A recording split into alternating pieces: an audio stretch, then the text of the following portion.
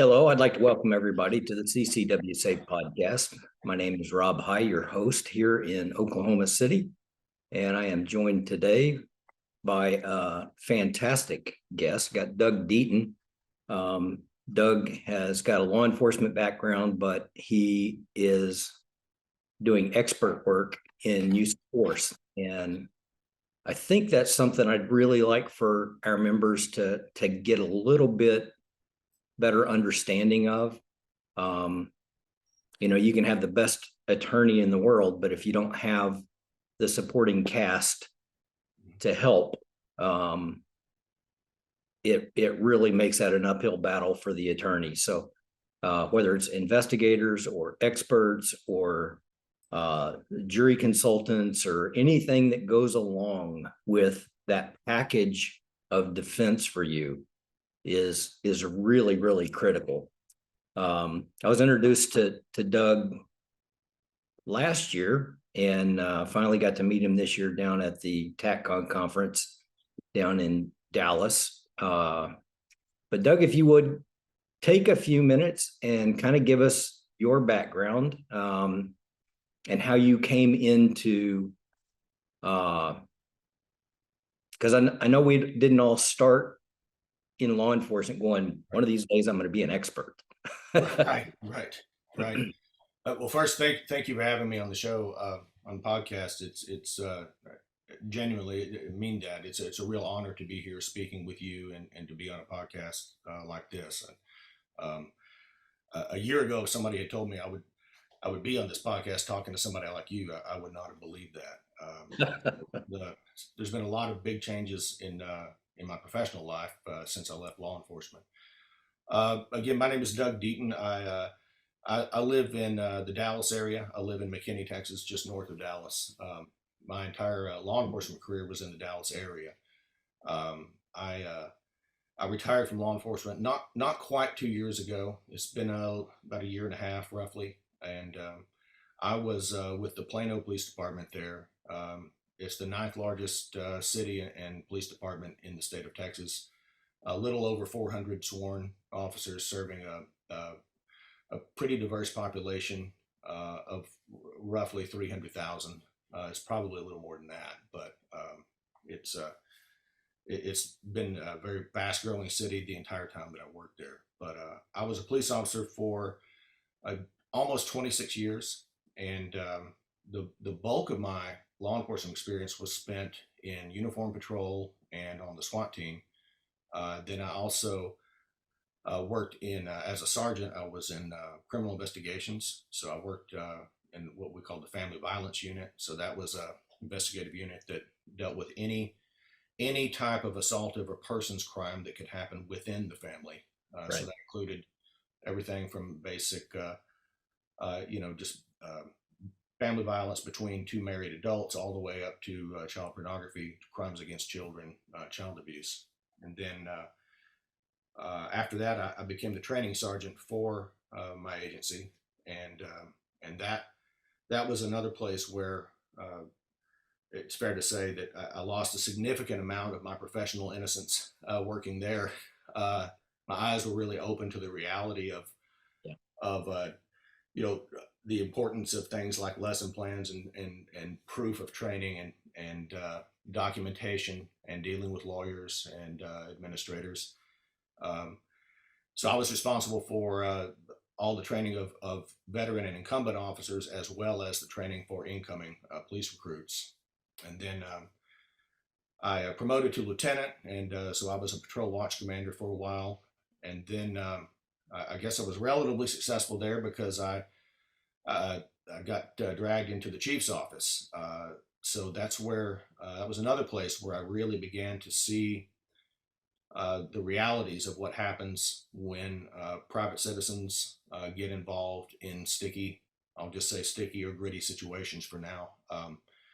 So my official title there was administrative lieutenant for the chief of police, and that's really just a fancy way of saying that you're sort of a fixer.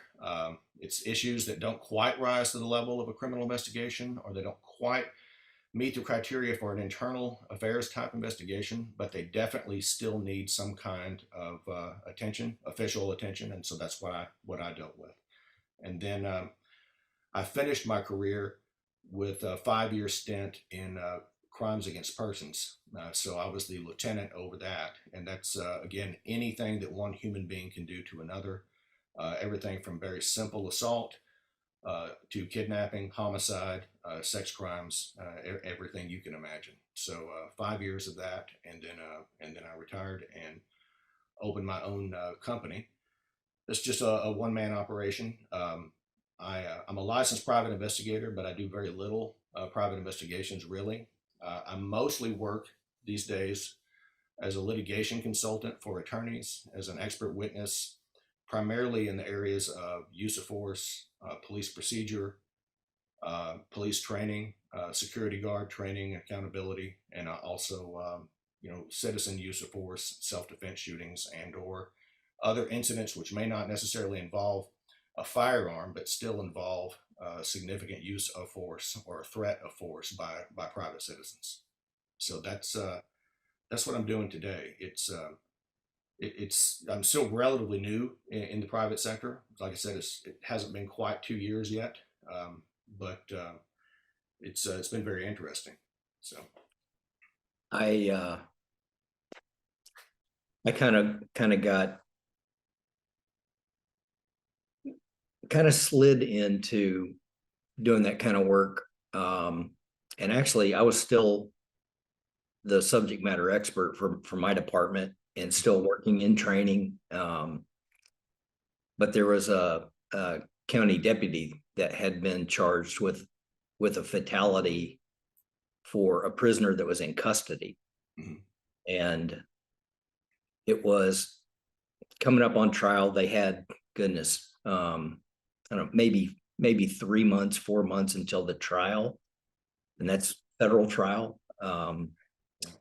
And I'd done a ton of federal court stuff, but I'd always done it on the law enforcement side. And after reviewing this case, I realized that, oh my goodness, number one, my belief was detention officers were responsible for this man's death. But the other thing was they had the wrong guy. Oh, wow. And it was horrible. And that's when I learned kind of the dirty tricks Yeah. from the prosecution side. Mm-hmm.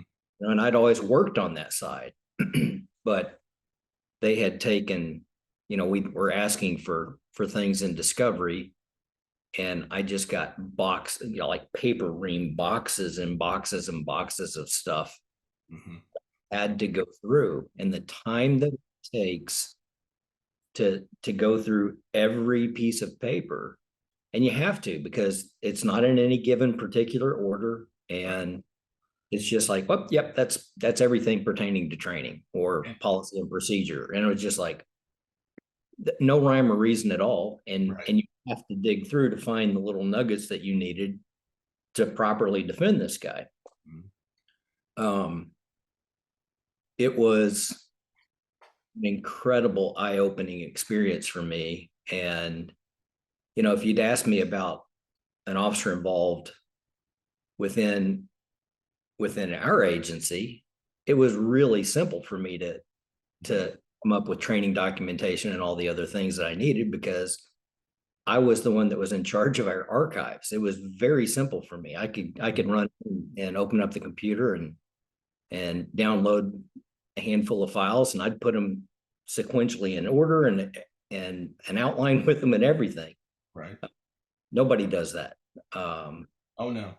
So that was such an eye-opening experience, but it's also something that your attorney doesn't have time to handle that kind of stuff. That's right. You need support staff, support people in position that can dig through the rubble and find what's valuable still. So, we've done several different podcasts and touched on topics, and I always refer to it as this perfectly beautiful, serene pond. The water's perfectly glass. Mm-hmm. And then all of a sudden somebody comes and disrupts it and throws a big rock right in the middle. Right.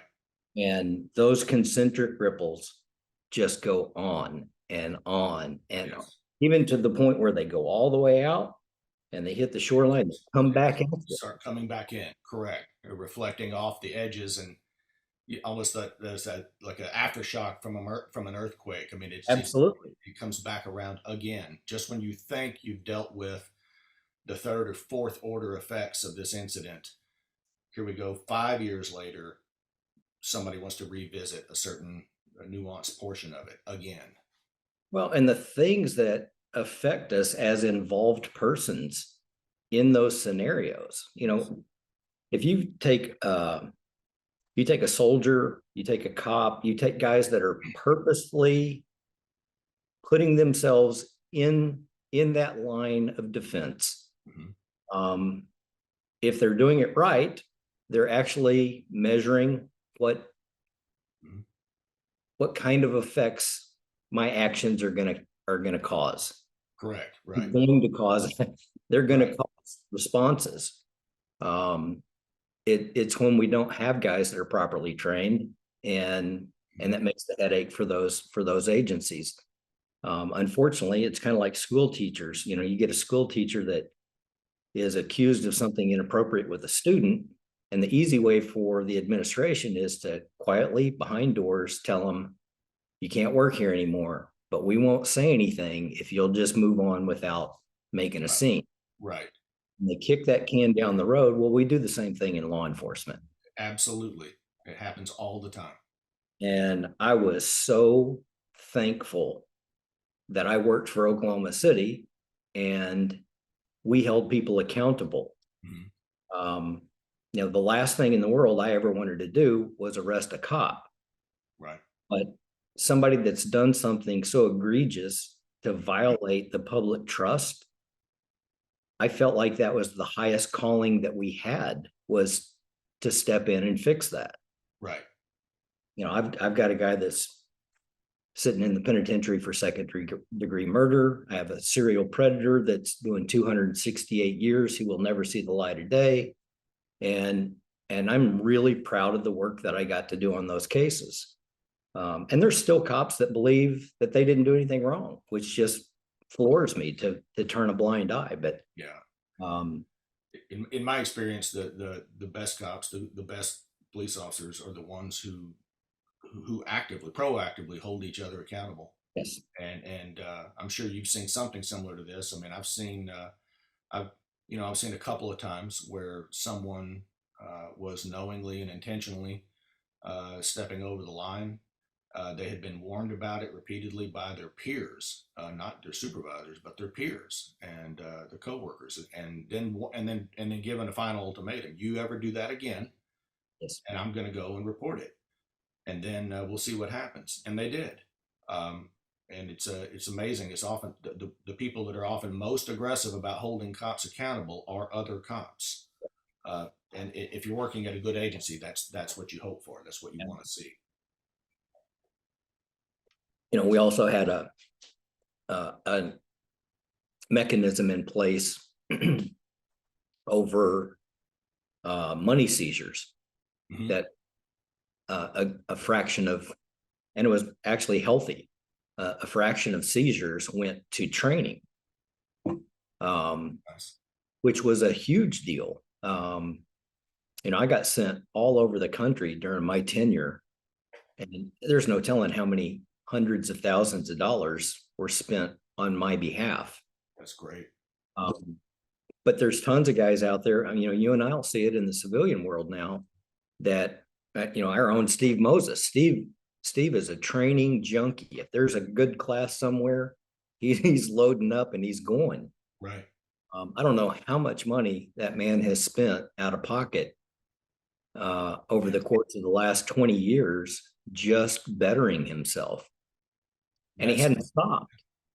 That's a common theme. I mean, I worked for an agency that was frankly very well funded and has a good reputation throughout the country, and they do send people to classes around the country.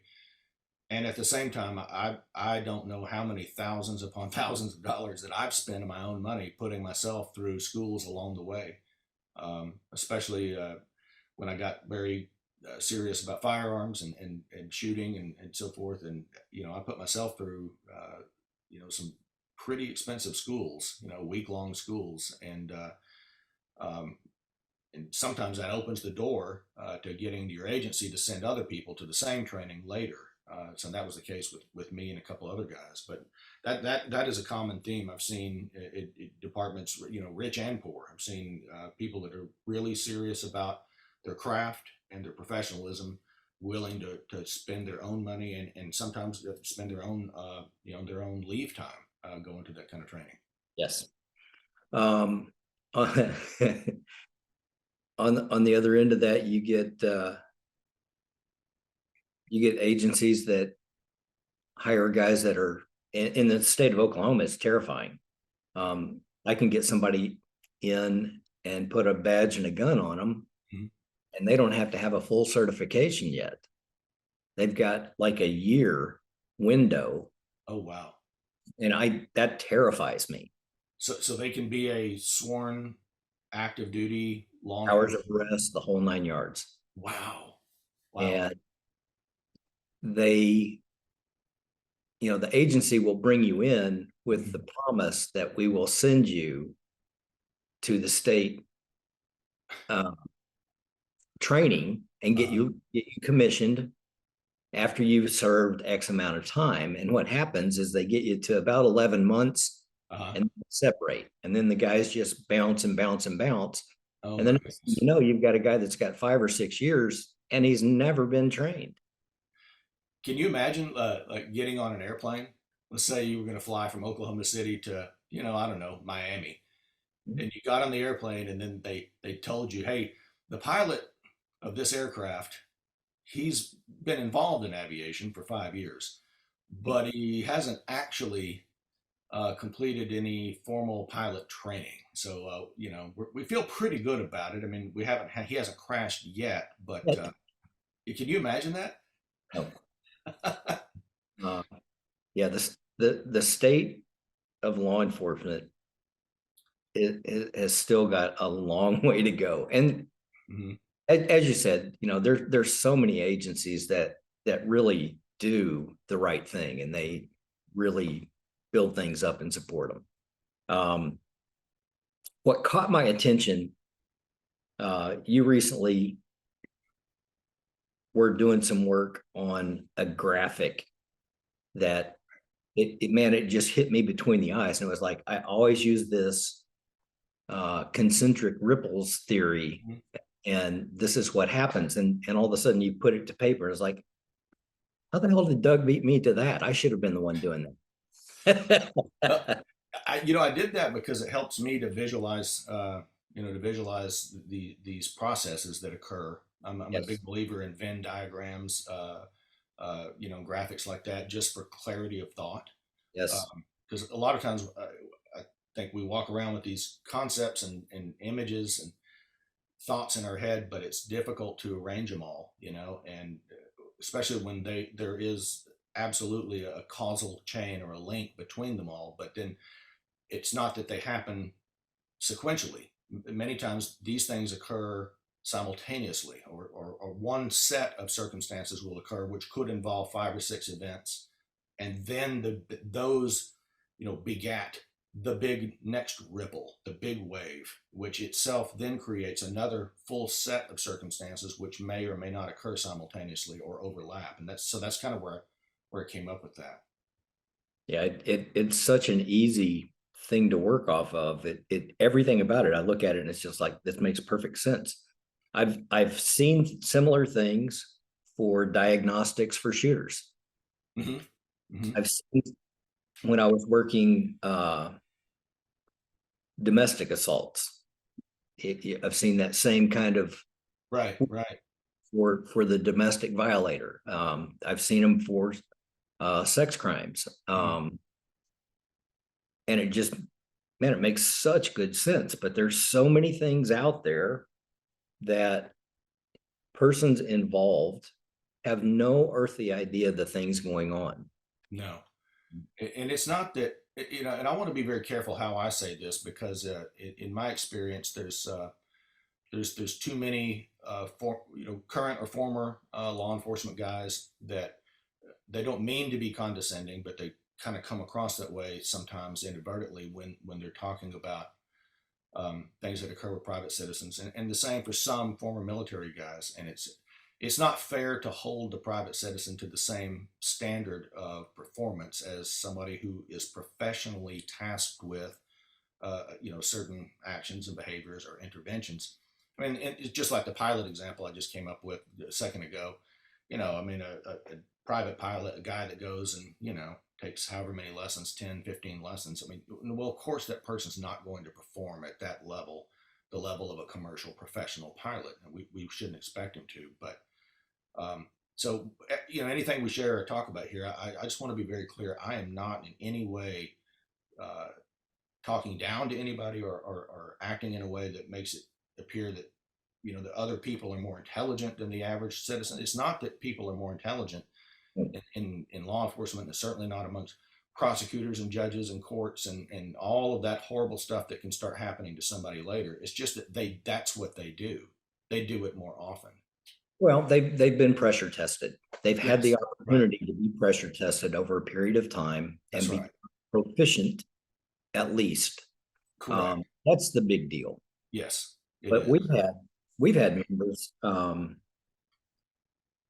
we're the only ones in the industry that have had a member charged with first degree murder that went to jury trial, went all the way through to acquittal. Okay. But the things that popped up during that case were just absolutely unforeseen. He lost his job because of it. Right. Yeah. And I'm so honored to work for a company that went in and sat down with who his employer had been and actually worked out a severance package for him. Oh, that's nice. He was on, in order to be released on bond, he was required to be on a GPS monitor. Mm-hmm. Well, the courts don't just give you those. You basically pay for those, and you have to keep them charged, and you have to pay for the service and all of the things. But that's incumbent on you to take care of. Right, and they're not cheap. In many places, they are not inexpensive at all. No, and so we finance that. We're the ones that paid for that. I was in down at TACCON. I sat through with Lee and Lee Weems, Eric Gilhouse, and Jeff Cobb. Right. They're discussing the aftermath of what, from various aspects, their involvements in critical incidents and what happened. And they're discussing a case where the crime scene was in a man's home. Mm-hmm. And I thought it was brilliant. Somebody inside the classroom, and it was a big class, and it should have been. It was such good information. Somebody asked the question, okay, they did this for you and they did that for you. Did they clean up your house for you?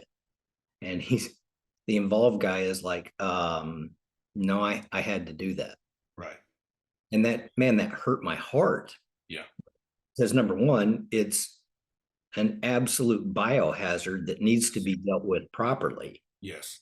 Because I scrubbed some water and bleach on it doesn't make everything go away. No. I just returned from a member involved case where same thing. The incident occurred inside his home. The door was kicked open, forcibly entered.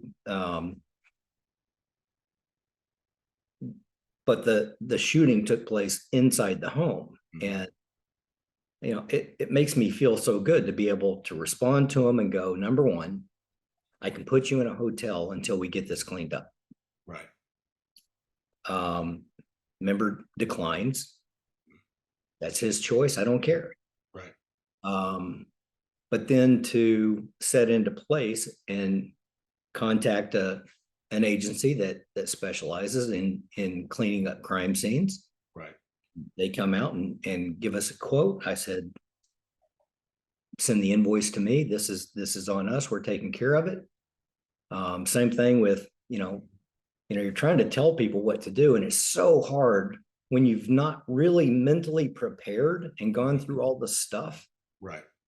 of the things that are, that next set of waves that are coming. Right. And I've been on multiple crime scenes where the homeowner, it suddenly dawns on them that Oh, yeah. there is a significant biohazard here. And again, many people don't understand until you see it with your own eyes. You don't understand what can happen when a human being is shot. I mean, again, we've both seen that. I mean, it's not just a little bit of blood. It's bone matter. It's teeth fragments. It's it's bile. It's intestinal contents spilled out onto your floor, sprayed, literally high velocity spray on the walls. It is not. It's not pretty, and it is literally a hazard. It's not just unsightly. It's a hazard to your health and to your family's health. And you're 100% right. Nobody is tasked, legally mandated to clean that up, or tasked with cleaning it up for that other person. In my experience, usually what we've done is we give the citizen the names and phone numbers of a few different biohazard cleanup companies, and then they start making phone calls. So imagine, you've just had possibly the most significant incident of your life, or your spouse has, your wife or husband, or maybe your child, whomever, and after the 12 to 14 hours worth of investigation is finally wrapped up, finally the crime scene technicians have left and the tape finally comes down, then you still have a serious, very serious job ahead of you, inside your own home. I mean, not to mention all the rest of it that's going to happen to you over the course of the next year or two.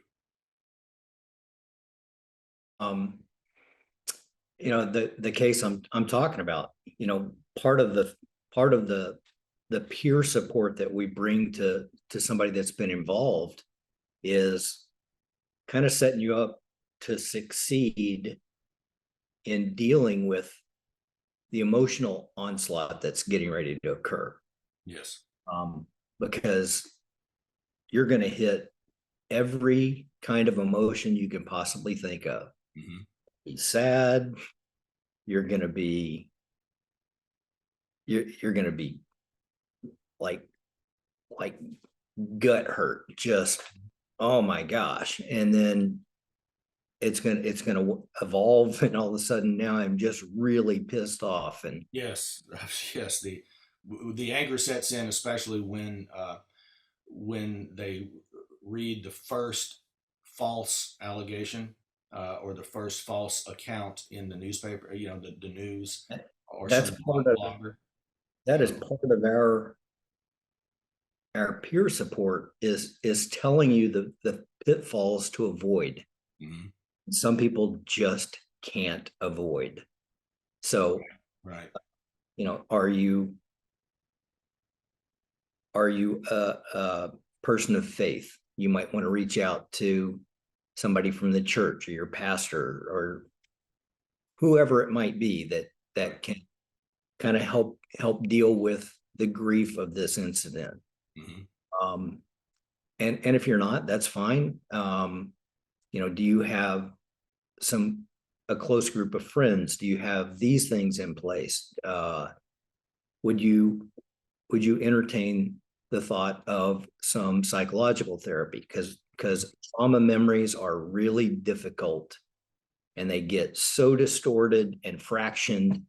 Right. And I've seen guys that were great cops. They knew what was coming. Mm-hmm. And post incident, they're like, I don't know why my memory is so jumbled right now. And the whole time I'm trying to tell them that's the way this occurs. That's why we try to give at least 2 sleep cycles to an officer that's been involved. Yes. And I'm telling you, law enforcement is not going to do that for Joe Citizen. If I can, as an investigator, if I can get a statement tonight, guess what? I'm that much further ahead of the game, and I don't have to worry about it anymore.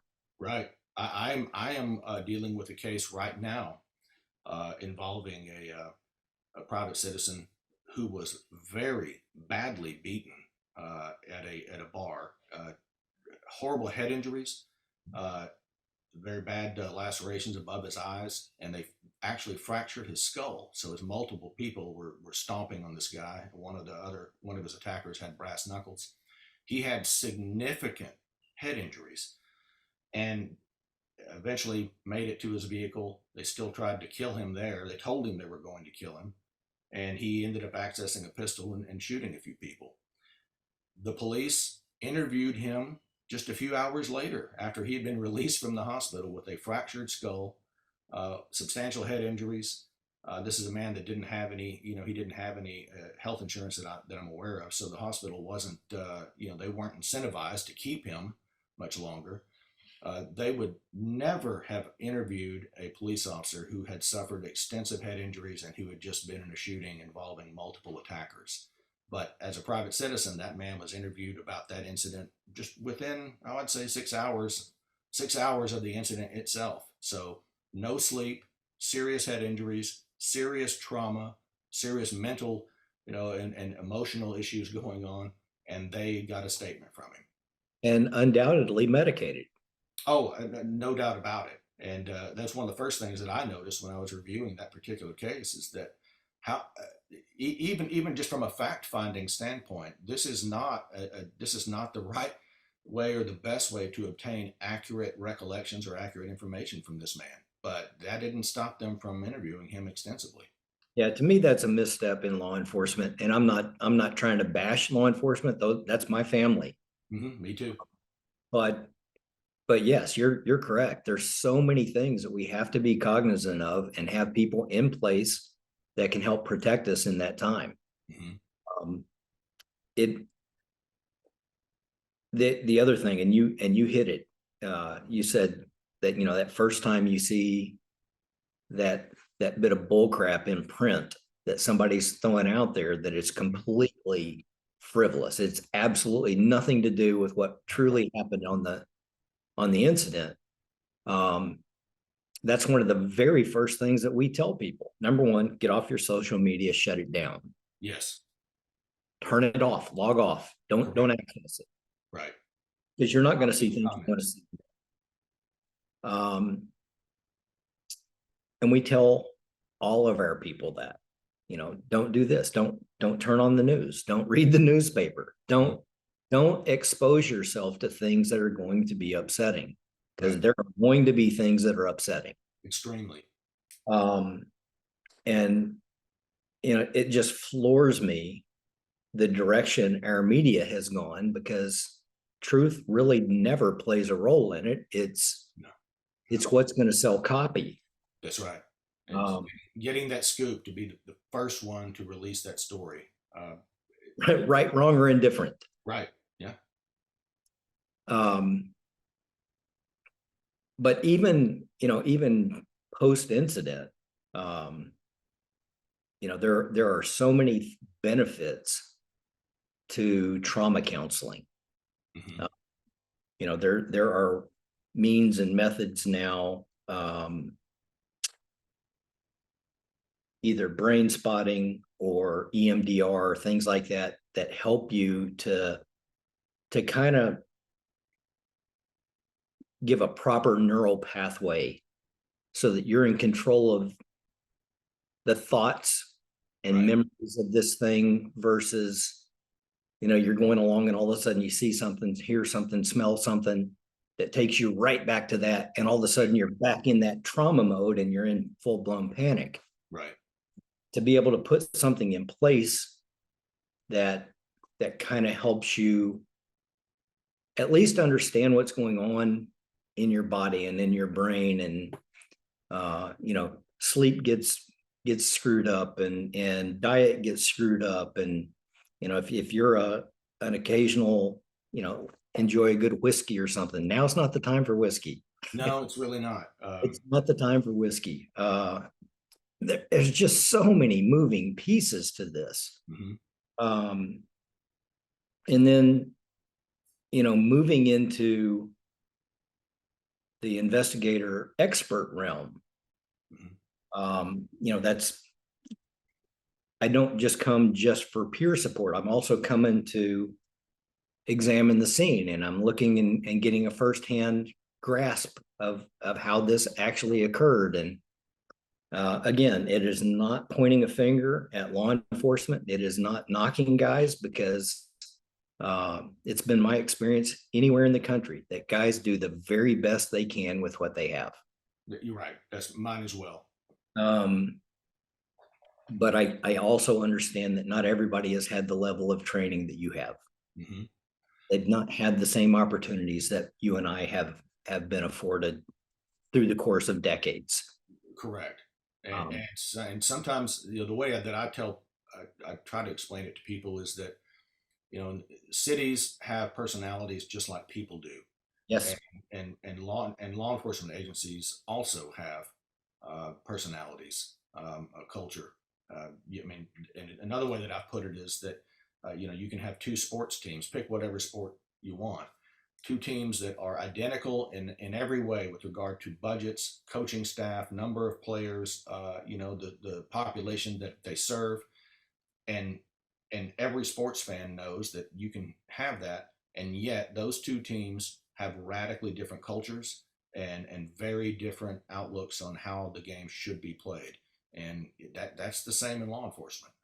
You'll see some very distinct differences between, methodologies and practices, and what their favorite interviewing schools are, or their, which crime scene guru do they subscribe to most often. um, for self-defense, people that are in the self-defense shooting world, I mean, we have our favorite, we have our favorite instructors. We have the some of them who have a bigger cult of personality surrounding them than others.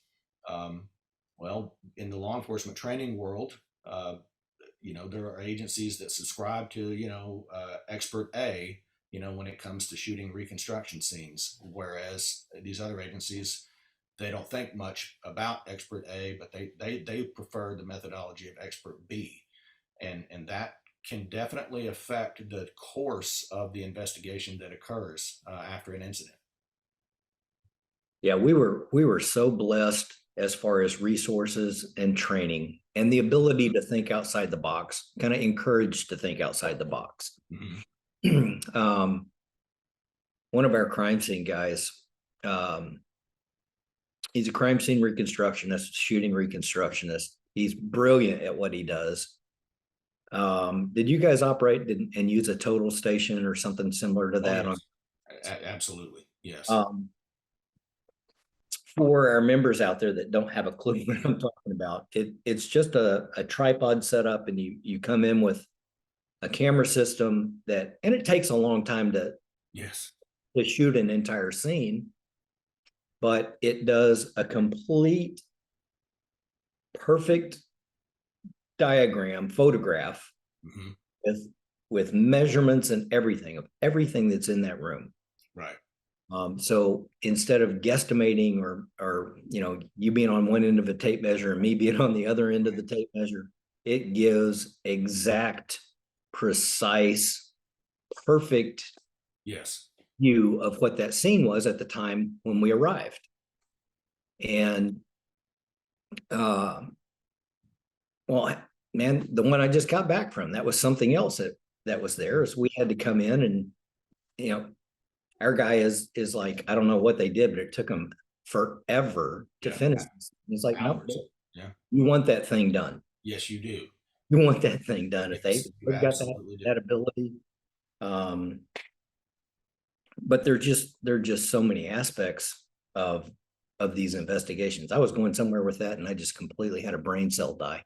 Well, I think we were talking about the different, the different capabilities and the training of different agencies, and their approach to these investigations. And I mean, in fact, the one I just mentioned previously, where the man had serious head injuries and was involved in a shooting against multiple attackers. this particular agency is has the ability to use. I mean, they've done that in the past to 3D mapping and so forth. And but this particular scene, it was very old school. You remember you would pick two or three fixed points at the scene, and then use your tape measure Yep. to go and measure to 10 different places. From this corner to the corner of the desk. From the same corner, over to where the body is, et cetera, et cetera. That's what they did here. I mean, it's 2023, and they this is you would think it was 1985 by the way that they measured that scene. And to your point, I mean, I would rather have a 3D map that is accurate to the millimeter rather than a hand-drawn diagram that was measured with a tape measure, and who knows how accurate it is. And then of course things could have been moved. I don't know, but I want the total station. I want that mapping if it's at all possible. Well, yeah, the incident that I recently responded to, they know with absolute certainty there's 2 rounds fired, Mm-hmm. both from the same firearm. It's a semi-auto, so we know that both of the casings have been ejected, Uh-huh. and they recovered one. Well, the other one has to be in there somewhere. I would have turned everything in that house upside down until I had it.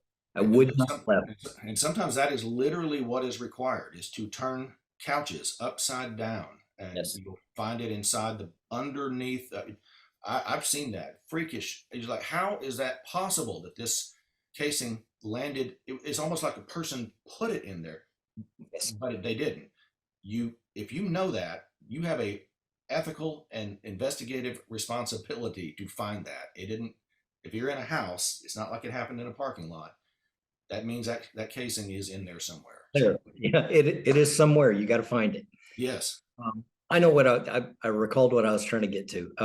This buddy of mine that is this reconstructionist, actually developed a deal that he can pair a VR headset with the total station stuff. Oh, wow. Yeah. It's actually been accepted into court.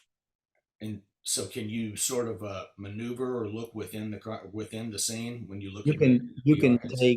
you can use, with permission from the judge, obviously, but the judge can see and look through your crime scene, Oh, cool. and the jury was allowed to look through it. That's great. Dude, that is so next level. When Yeah. what he was doing, and I was still active on the department, and I was working robbery at the time, and he came over and he's like, dude, you got to see what I'm doing. And Wow. it was so incredible. It's like, man, I can walk all around for myself and examine the crime scene. That's It's pretty amazing. yeah. So Yeah. that's the thing. The jury. I mean, ultimately, and I've said this, to other people. It's like one of the hardest things that people, one of the hardest things for people to accept is that decisions and consequences are now out of your hands, and that 12 strangers are going to make that decision for you. And so it is so difficult sometimes to be able to ensure that all 12 of those people are fully understanding what things looked like, what it's impossible to explain to them what things smelled like, where the arrangement of the room. They can look at 2D photographs all day long, but for them to be able to see that in a 3D type setting, headset, that is truly, that's next level stuff. It's pretty cool. And again, I cannot stress enough that if we find ourselves involved in something like this, how critical it is to kind of insulate ourselves against everything. Yeah. Yes. I've had people reach out and go, well, if this guy's family would have done blah, blah, blah. Mm-hmm. Number one, I need you to shut up and Yes. stop naming the family. Mm-hmm. You have no earthly idea what they've been through. No. So we've discussed previously, this is how to handle a case. This is how you handle what you're dealing with. Yes. And I've I've been shot at. I've had friends of mine killed. I've had 3 family members involved in law enforcement shootings. Mhm. I know every single aspect, Mhm. what the emotional involvement is in all of it. Right. Um, I I can't make you take advantage of what I already know, but I can sure try to talk you into it. That's the thing that's I don't know why it surprised me going into the private sector. I should not have been surprised by this, but I was. Um, I have been surprised at the number of people, private citizens, who have found themselves in a very difficult position. They know they are going to be going to trial for this serious charge, and that if they are convicted, they know they will be going to prison. So I mean, everything is on the table. I have been surprised at the number of people who are in that situation who continue to behave in a risky manner. They continue to say and do things which draw attention to them and their lifestyle and their thought processes. I mean, I'm on social media. I am, but I'm pretty cautious about what I post. But um, it, you know, people who have been involved in a shooting, who have been named in news articles, who are going to be going to trial, in my opinion, have no business posting comments about anything involving use of force or shootings or police or criminal behavior. Or to your point, you should stop altogether. You should just shut that down and quit reading the comments, and also don't let your family members make comments on other people's ignorant opinions about your own incident. But again, to your point, you can't make people take professional advice. I guess it's the same way, when doctors tell somebody, hey, you need to lose 40 pounds and quit drinking so much. Well, you can't make them do it. Yeah. Some people will continue to behave in ways that are actually against their own self-interest. Just it again, it shouldn't surprise me after 26 years in law enforcement, but I thought that being working on the other side of this a little bit, that maybe if you explain to some people just how bad their situation is, that they might heed that advice. And yeah, well, most of them do. There's still a substantial percentage of people who don't. They continue to behave just erratically and foolishly. When we've done multiple different pieces of training for our members Mhm. in writing, in podcasts, um, covering the pitfalls of social media. Mhm. And we're getting ready to do another one because we've had so many people reach out and ask us if we would do um, a study on the case and how in the world did this guy wind up being not only charged but uh, convicted Mhm. of shooting. It was the one down in Texas. Yeah. Yeah. Well, we all know that none of us had access to what that clown's social media stuff looked like. But when you are deliberately talking, whether it's just being funny and boastful and oh my gosh, it happened to come out in reality, Right. but I'm gonna drive here and shoot me a protester. I'm gonna do this, or you're throwing out racial slurs. And dude, when a jury sees that, you've really taken away their Mhm. ability to just focus on what happened right in front of you. So what And I it that looks to that's me like you've purposely inserted yourself into this right. position where it could possibly happen. Yes, that is absolutely the perception that grand juries will have on the front end of the process, and then juries after conviction when now it's time to talk about sentencing. Many people don't realize that. that there is information that is often kept from the trial jury. I mean, Yes. during the when we're trying to decide whether or not this person is or is not guilty of a specific crime. You don't muddy the facts of the case. Correct. But what many people don't realize, so I'll talk about the grand jury portion first. And some states are slightly different, but and thus far in my work as an expert witness, I've been surprised to see that there are some differences between states. In Texas, it's supposed to be secret in most of the proceedings, with a few exceptions. In some other states, the grand jury proceedings are actually audio recorded. Some of them they're recorded by a court reporter. They're taking, so you have a transcription at least of the questions and answers, the questions posed by members of the grand jury. And this is really important for anyone listening to this, is that right or wrong, whether it should be this way or shouldn't be this way, here's the way it really is. Grand juries can ask any question they want to about any aspect of your life and your previous behavior, previous incidents that you were involved in, your internet posts, your social media. There is nothing that is out of bounds or that's off limits, because in most cases, there's no rules against it. And secondly, you typically don't have an attorney in there to object to it.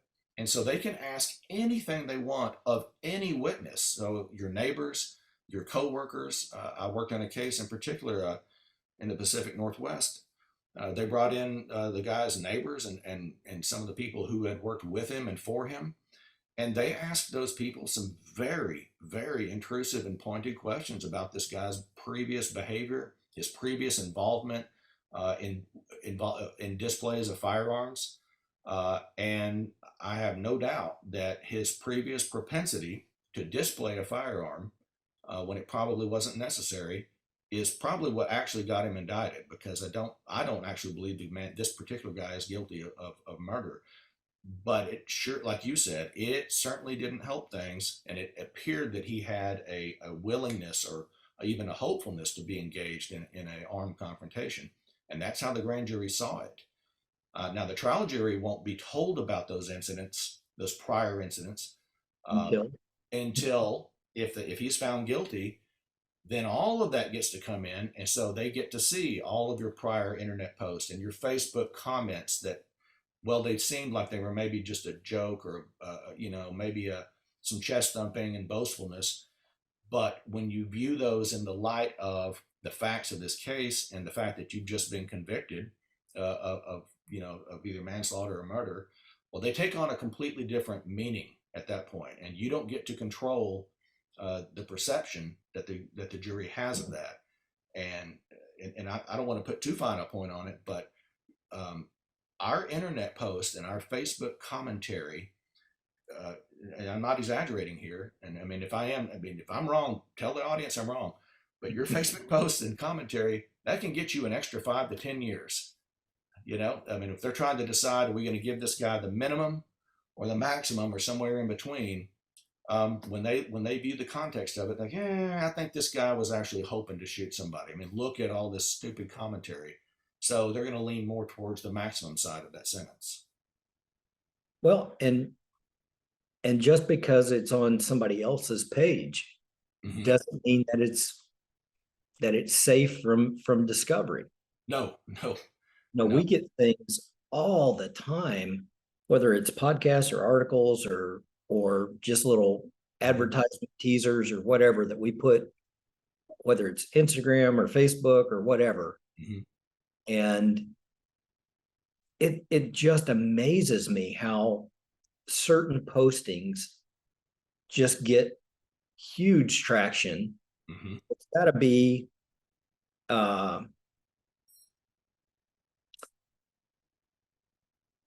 there's got to be something that kind of spins it up once you get so much activity on it, right, that it becomes more and more visible or something. Right.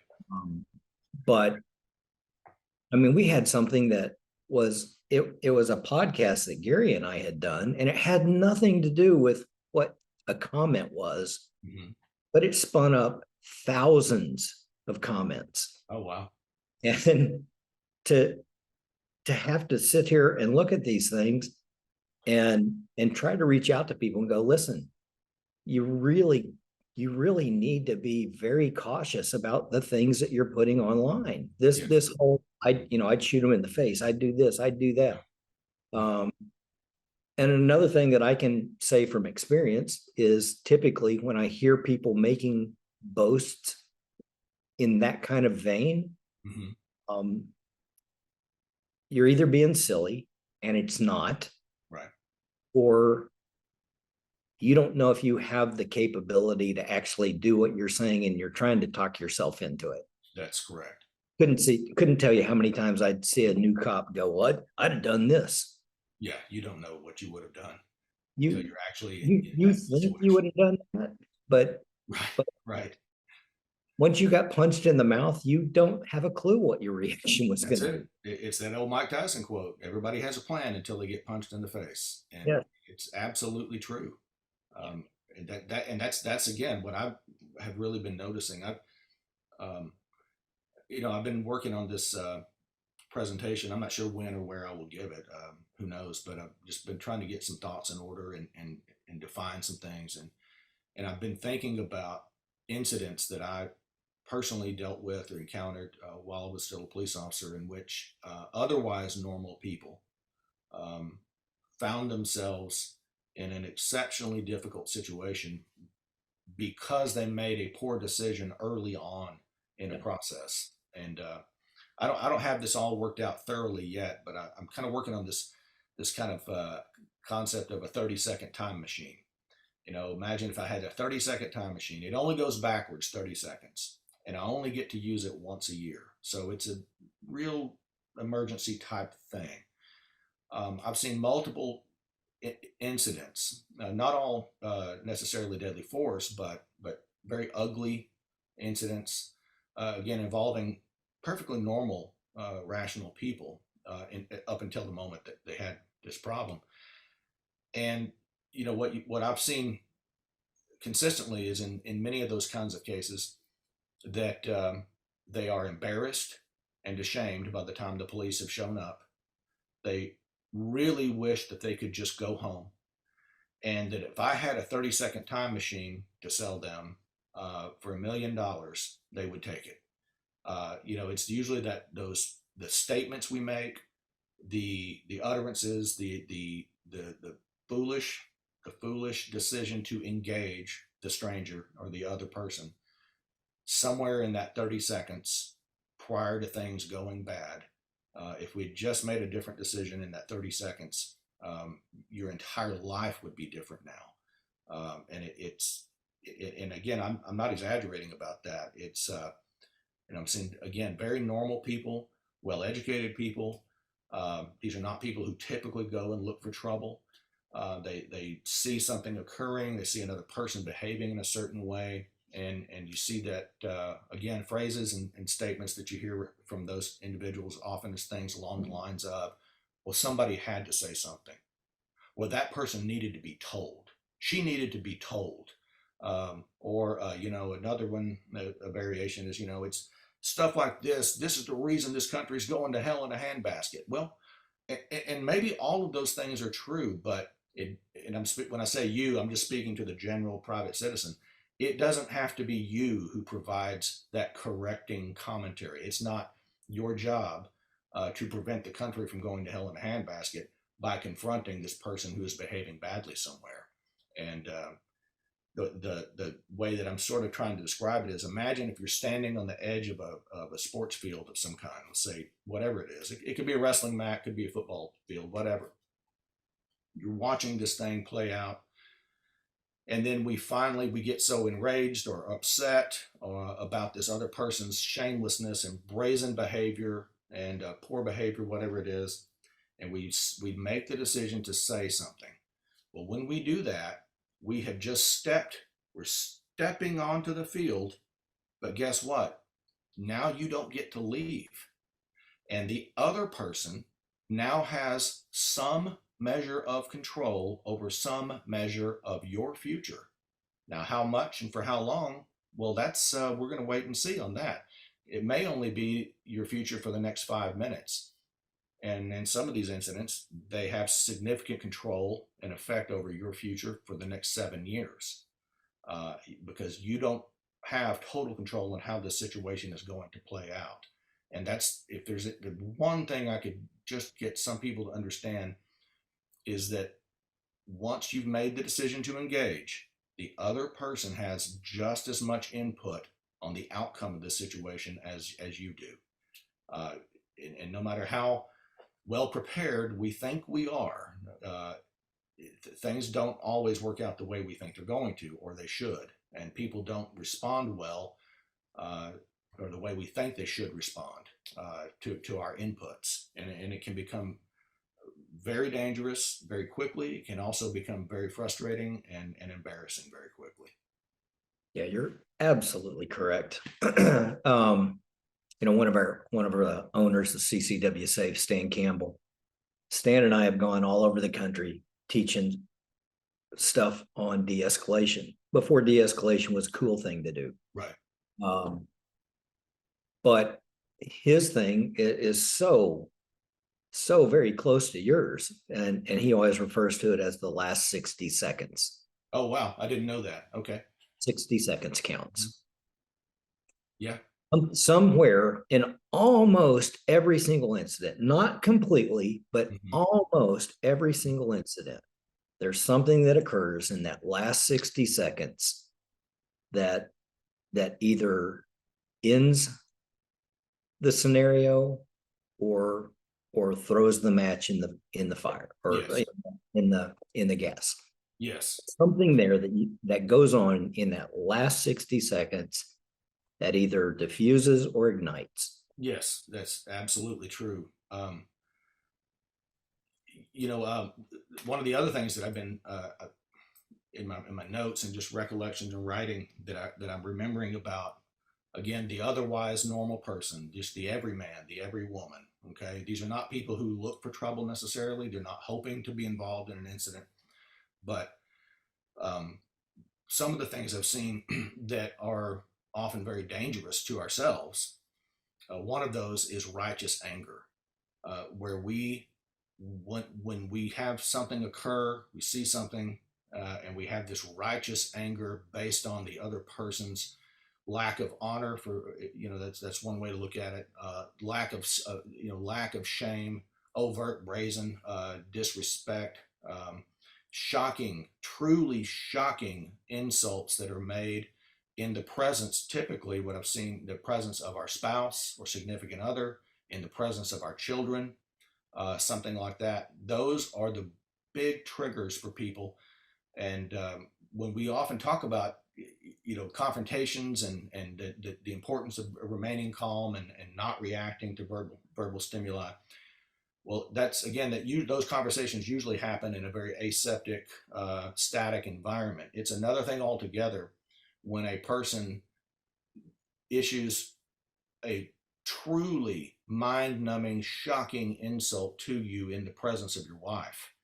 And that is where we are often in the most danger, because now we are full of these chemicals in our brain because we're angry, and it's righteous anger. And so that's the danger there. Righteous anger makes us think that we hold the moral high ground, and thus it's rational and correct to say or do something about this situation. And righteous anger fools us into thinking that bystanders share our opinion or feelings about this person or the situation, and those same bystanders are going to act as witnesses in our favor if they are questioned by an authority figure.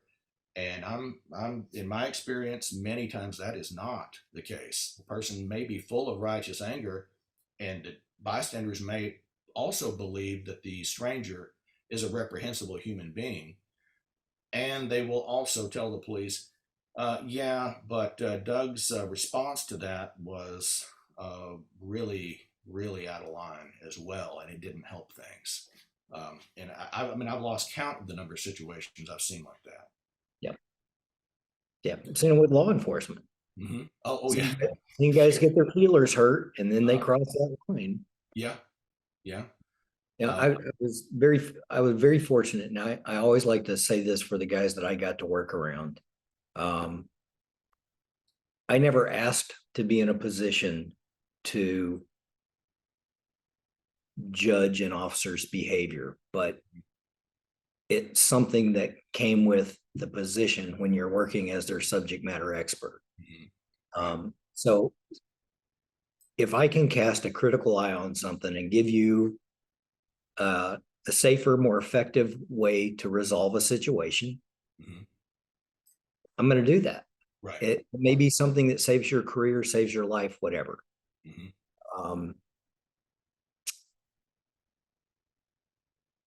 The vast majority of cases that I had to look at that required remediation for more use than was necessary came about because of not enough use of force at the onset. Yes. That's a common problem. So, guys they're afraid to be offensive or whatever, and all of a sudden they get behind the eight ball on this thing. And now to catch back up and not be seriously harmed, they have to go really ramp up and go above and beyond. And if they'd have just handled the situation from the onset, yes, you'd have walked away. Would have been no big deal. Right. That's that issue with it's an ongoing problem of timidity, almost a reluctance to engage for whatever reason. I mean, there's a wide variety of factors, and the debate kind of rages on with that. But I mean, especially amongst law enforcement officers who are tasked with responding to ongoing situations and controlling it. Right. That's for me. I don't know about how it's been for you, but I've been given a great deal of thought to. I'm not a police officer any longer. Right. So what I'm not charged with responding to situations. I am not tasked with with quelling disturbances and keeping the peace and stepping into the middle of disputes at all. That is not my mission. And I've really I've been trying to think about what is a private citizen's mission. What I mean, and again, everybody has their own values and needs and wants and so forth. But a private citizen's mission. I mean, if you don't have a mission to a central guiding theme for when you are angry, when you are upset, when you are confused about what to do next, I think it's important to, if you're not sure what to do, go back to the core mission that you've adopted for yourself. And the one that I've come up with is still a work in progress. Is a private citizen's mission is to protect and preserve your physical safety, your personal freedom, and your future quality of life. And of course, along with that, when I say your physical safety, I'm including your immediate family as well. But your physical safety, your personal freedom, and future quality of life. And future quality of life is largely based on your physical health, your financial stability, your professional reputation, that kind of thing. And so, if your actions are in some way interfering with or doing harm to your physical safety, your personal freedom, or your future quality of life, then maybe don't do that. Whatever your response to aggression or response to insults or response to conflict is, what I'm thinking thus far is if you can focus on those three things, or at least keep them maybe not in the front of your mind, but in the back of your mind, hey, it's just a parking space, man. It's just a parking space.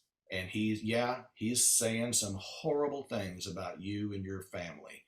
But the best thing to do is just to drive on. Drive on. You don't make any gestures, don't say anything, just drive on. Because anything you do with a person like that, it is going to threaten your physical safety, your personal freedom, and your future quality of life. So that's a little thing I'm working on so far. We'll see how it goes. I want to know when you're going to present this. I don't know. I'm not sure yet. I'm Doesn't matter. I'm not rushing you. Yeah, I just when you're ready, I want to see this. Man, I don't know if it would be allowed to. I was talking to Wayne Dobbs about this. a while ago, maybe at a future TACCON or something, because I really do want to use these real world examples that I've seen and responded to. So that these are not hypotheticals. I mean, these are actual things that have happened. Can I share one with you? Would that be okay? A real world example of something that got out of control. Absolutely.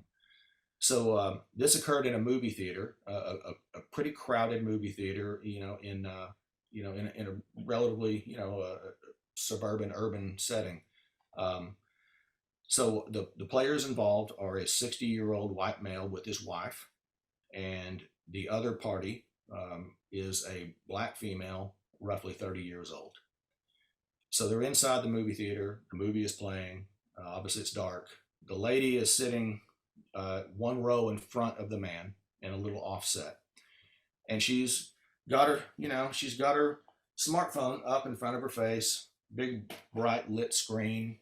People are sighing, people are making some noise, but she doesn't care. Eventually, the man, the 60-year-old white male, leans down, and according to witnesses, he was pretty polite and said, hey, would you mind, turning that phone off? And I'm not going to say, because I'm trying to be somewhat decent here, I'm not going to say the exact words. I'll say enough that the audience can understand about this. And the reason why I'm doing this, Rob, is because most, and I'm being a little stereotypical, most decent, regular human beings are never confronted with this kind of insult. And so, they're not used to it. And so I believe we need to be prepared for these kind of insults so that we don't overact. So when he asked her politely to put the phone down, she turns to him and yells at him in a really, really loud voice, MRFer, I will shove this phone up your wife's P word. And other people, gasped. His wife, oh my God, gasped. It's just, everything just gets totally silent, right? He is now switched into sort of this honor-based response, right? And remember, I mentioned earlier, when are we in the most danger? When we have righteous anger, usually involving our children or our spouse. So his wife, he regards it as a personal threat and insult to his wife in the presence of his wife. And you and I both know that he was also thinking, I have to do something. I can't just sit here and take that, right? Because now everybody's watching. His wife is watching. So he is overcome with rage, and he does something very, very stupid. He pours his drink on her. And that's when she stood up, screaming and yelling, stepped out of the aisle and onto the steps. He sees her coming. He stands up. He's standing on the steps there, and she starts swinging. And so now we have a 60-year-old white male involved in effectively a fist fight with a 30-year-old black female in a public place, in a movie theater. They have to stop the movie. The lights come on. The police get called. Staff comes in. It's pretty bad. And so my rhetorical question for anyone listening is, no matter what race or age you are, let's just step into this guy's shoes for just a few seconds. Picture ourselves, we're a 60-year-old white male having a physical fight with a 30-year-old black female in a crowd. Is there anything that I can say or do that is going to make any other person believe that this is reasonable, that this is okay? And I think the answer to that is absolutely not. No. And so when the police get called, everybody wants to press charges against everybody else. But ultimately, the way it got handled was they were both cited for, in Texas, disorderly conduct, fighting in public. It's a mutual combat situation. Well, I found out later that man had a professional license. He was a engineer of some kind. I don't know what type, but I believe he was like an electronic engineer. And there's a pretty significant, defense footprint in this area between Texas Instruments and Raytheon. I don't know if he worked for one of those, but so he didn't contest it. But so he didn't go to jail, but he does now have a disorderly conduct for fighting in public charge on his record. And it's a class C misdemeanor, which is sort of the same as like a red light ticket, and it's not going to put him in jail, but now he's got two problems. One, if he has a security clearance to work on things, well, they run periodic criminal background checks on that. That's going to show up. And two, what if that man is ever involved in a absolute must have, cannot escape it, use of force incident in the future? Not his fault, no other choice. He is forced to use deadly force to protect himself or a third party. Do you think the ugly incident in the movie theater is going to come up again? It is absolutely going to be brought. It's going to be, in fact, it may even be reinvestigated. It may be looked at again. Some jurisdictions, they would go and find that other person, the 30-year-old black female, and interview her again about it. So just because an incident doesn't result in a catastrophic failure or a so-called negative outcome, like what Claude Warner looks at, it does not mean that it's over or that it doesn't affect your future or that it doesn't put you at significant legal peril in the future. And that's just one example.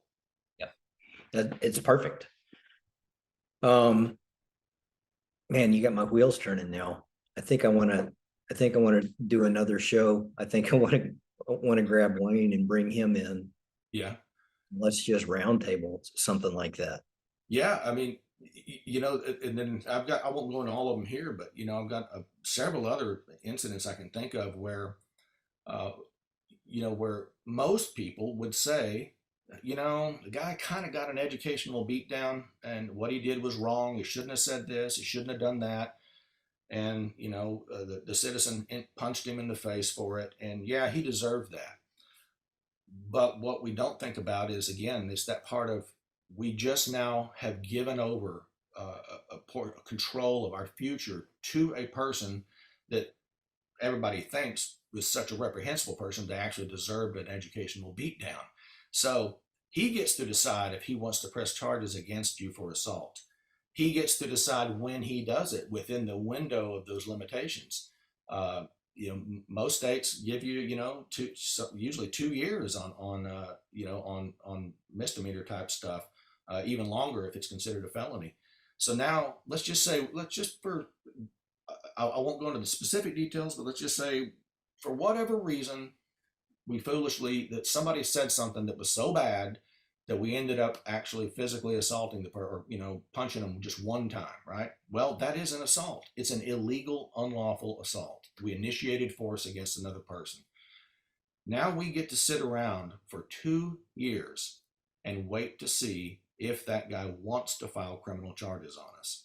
Yes. And sometimes the type of people that are so reprehensible that they make those kind of scenes and insults in public in the first place, they're very calculating. And they will wait 18 months and Yep. then decide they do, in fact, want to proceed with charges.